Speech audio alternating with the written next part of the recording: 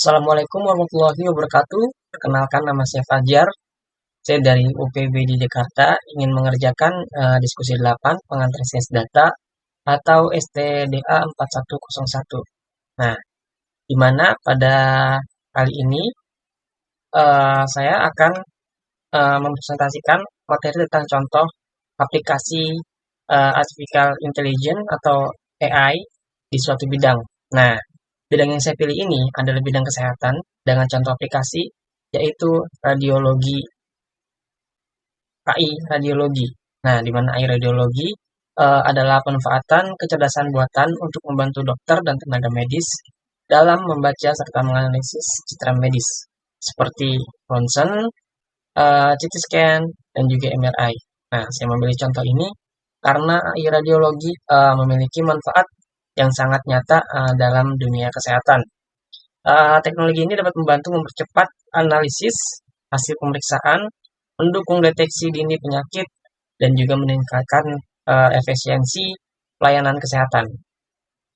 Nah, namun pentingnya untuk dipahami bahwa AI ini tidak menggantikan dokter. AI ini hanya berfungsi sebagai alat bantu, sedangkan keputusan akhir tetap dilakukan oleh tenaga medis profesional. Oke, lanjut.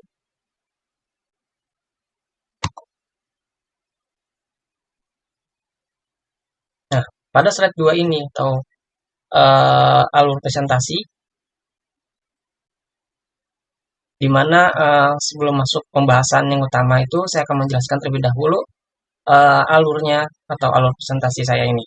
Nah, di mana pertama saya akan menjelaskan pengertian AI secara singkat agar memahami dasar konsepnya.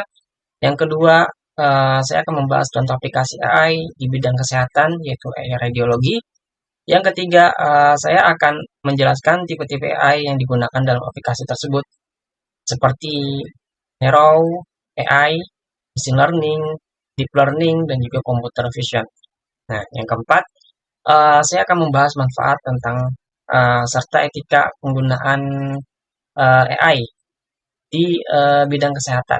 Dan terakhir, saya akan menyampaikan kesimpulan dari keseluruhan materi. Dengan alur ini, presentasi yang saya buat ya hanya menjawab contoh aplikasi AI, tetapi juga menjelaskan tipe dan dampaknya secara lebih lengkap.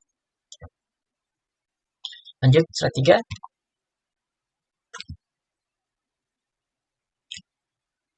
Latar belakang mengapa AI penting di bidang kesehatan. AI menjadi penting di bidang kesehatan karena jumlah data medis terus meningkat dari waktu ke waktu. Di rumah sakit, dokter dan tenaga medis harus menangani banyak pasien.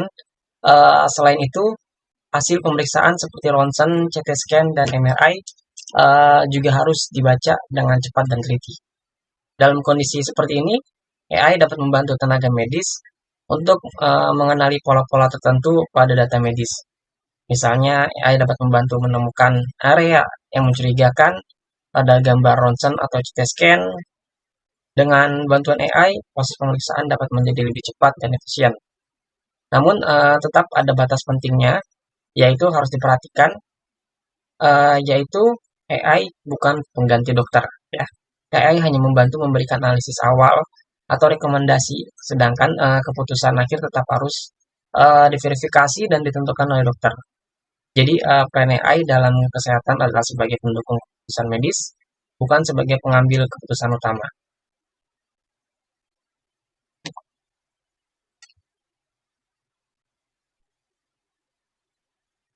Studi kasus, contoh aplikasi AI radiologi. AI radiologi merupakan sistem kecerdasan buatan yang digunakan untuk membantu menganalisis citra medis. Citra medis tersebut dapat berupa ronsen dada, CT scan, otak, MRI, atau citra kanker sebagai contoh pada ronsen dada. AI dapat membantu proses screening penyakit seperti TBC, pneumonia, atau kelainan pada paru-paru. Pada CT scan, otak, AI dapat membantu mendeteksi tanda-tanda penyakit serius seperti stroke atau pendarahan otak. Sementara itu, pada pemeriksaan MRI atau CT kanker, AI dapat membantu menemukan area yang terlihat mencurigakan dan perlu diperiksa lebih lanjut oleh dokter. Intinya, AI radiologi itu membantu dokter menemukan sinyal bahwa atau pola penyakit dengan lebih cepat. Dengan begitu, pasien yang membutuhkan penanganan segera dapat diprioritaskan lebih awal. Slide berikutnya,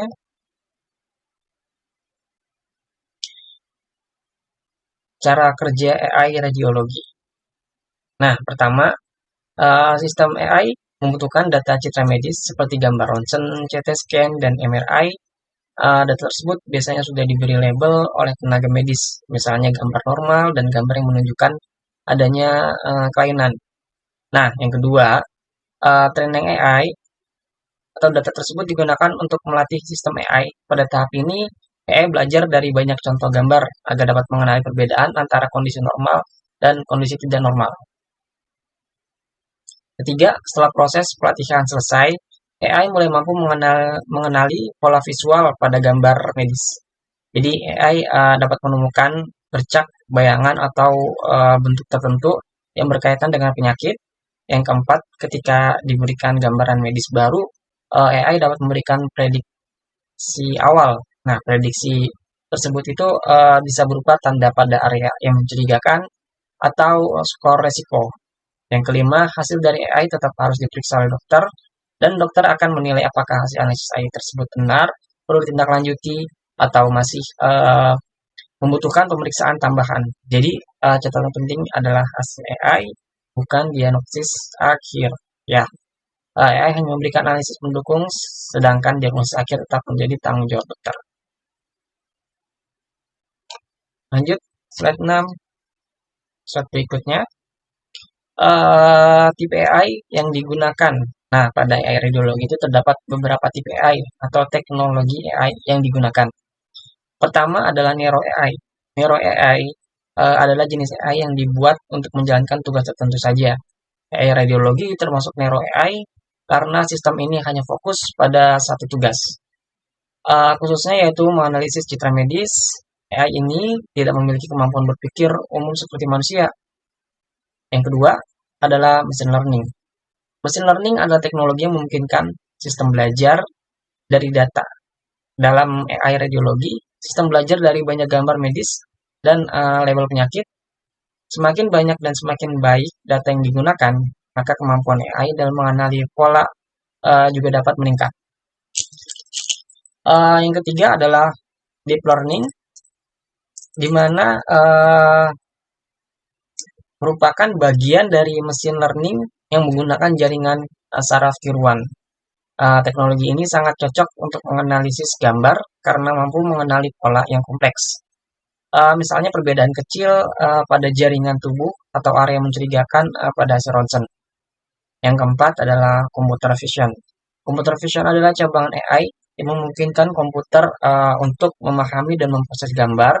Karena AI radiologi bekerja dengan citra medis, maka computer vision menjadi teknologi yang sangat penting.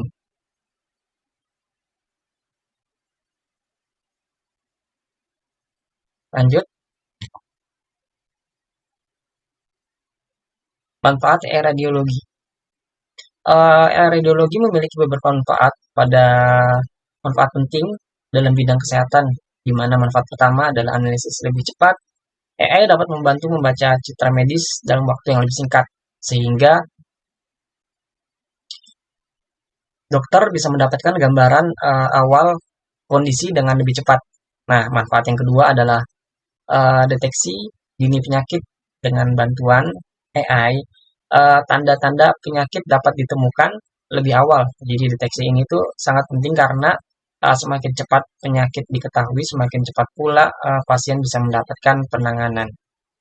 Lalu manfaat ketiga adalah mengurangi beban kerja dokter, di mana di rumah sakit besar, dokter radiologi itu harus membaca banyak kasus pemeriksaan setiap hari. Nah, jadi AI ini dapat membantu menyaring kasus-kasus yang perlu perhatian khusus. Manfaat keempat adalah mendukung keputusan dokter. Nah, AI dapat memberikan informasi tambahan yang membantu dokter dalam menilai kondisi pasien. Manfaat kelima adalah membantu akses layanan di daerah terbatas, di daerah yang kekurangan dokter spesialis. AI dapat membantu sebagai alat screening awal sebelum hasil diperiksa lebih lanjut oleh tenaga medis. Jadi nilai tambah utama dari AI radiologi ini adalah membantu proses pemeriksaan menjadi lebih cepat, lebih terarah, dan juga lebih efisien. Lanjut, contoh relevansi di Indonesia. Jadi penerapan AI di bidang kesehatan juga relevan dengan kondisi Indonesia. Indonesia memiliki jumlah penduduk yang besar dan kebutuhan layanan kesehatan yang tinggi. Dalam kondisi seperti ini, teknologi AI dapat membantu meningkatkan efisien pelayanan kesehatan. Nah, beberapa contoh pemanfaatan AI ini di Indonesia antara lain pada CT scan otak, radiologi kanker, patologi anatomi, dan screening TBC melalui radiologi. Untuk CT scan otak, AI dapat membantu analisis penyakit saraf, terutama stroke. Pada radiologi kanker, AI dapat membantu menganalisis citra medis untuk menemukan area yang mencurigakan. Pada patologi anatomi, AI dapat mendukung analisis jaringan atau sel secara digital. Nah, selain itu, AI juga dapat membantu screening TBC melalui ronsen dada. Nah, jadi hal ini penting karena TBC masih menjadi salah satu masalah kesehatan yang besar di Indonesia. Dengan demikian, AI radiologi itu bukan hanya untuk teknologi modern, tetapi juga memiliki potensi nyata untuk membantu peningkatan kualitas layanan kesehatan di Indonesia. Lanjut, tantangan dan etika penggunaan AI.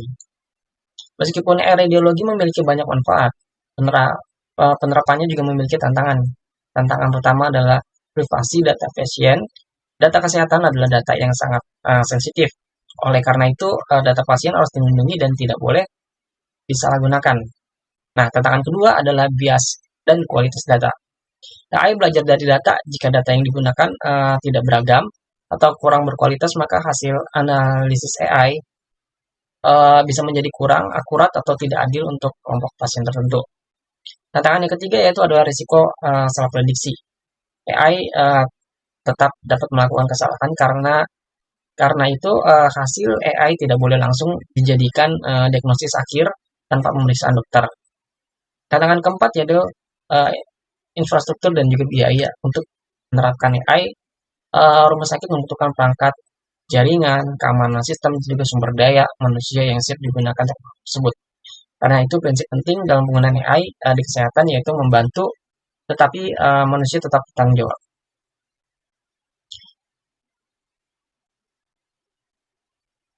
Lanjut.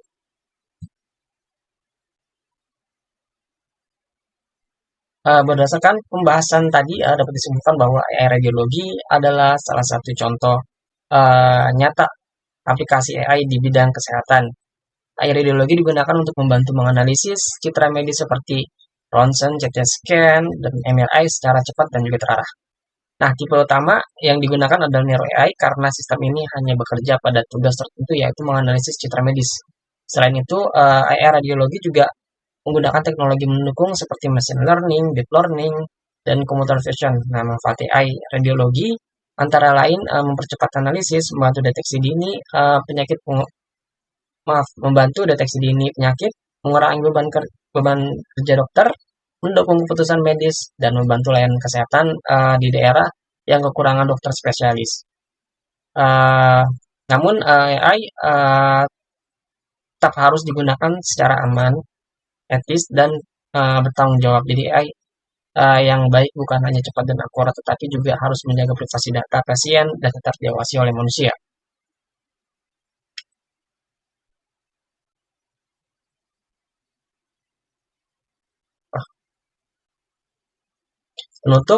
Sebagai penutup, menurut saya AI adalah teknologi yang sangat bermanfaat apabila digunakan dengan tepat dalam bidang kesehatan. AI radiologi dapat membantu dokter bekerja lebih cepat dan lebih efisien. Namun AI tidak boleh menggantikan peran manusia sepenuhnya karena keputusan medis membutuhkan keahlian, pengalaman, etika, dan juga tanggung jawab dokter. Nah, jadi AI sebaiknya dipahami sebagai alat bantu cerdas yang mendukung manusia, bukan menggantikan manusia.